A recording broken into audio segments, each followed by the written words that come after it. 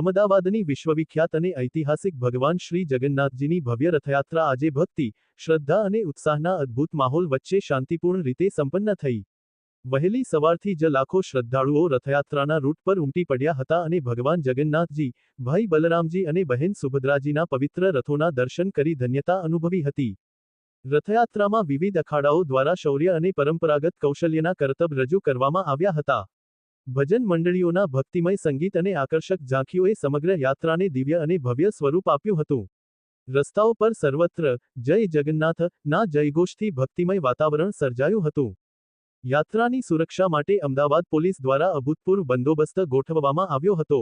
શહેર પોલીસ ઉપરાંત BSF, SRP, RAF, traffic police, crime branch, home guard અને અન્ય સુરક્ષા દળોના જવાનો સતત ફરજ પર તૈનાત રહ્યા હતા.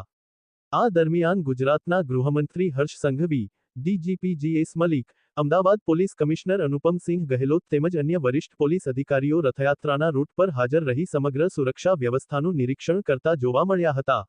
આધુનિક ટેકનોલોજી, સીસીટીવી કેમેરા અને ડ્રોન સર્વેલન્સની મદદથી સમગ્ર યાત્રા પર સતત નજર રાખવામાં આવી હતી, જેના કારણે રથયાત્રા શાંતિપૂર્ણ અને સફળતાપૂર્વક પૂર્ણ થઈ.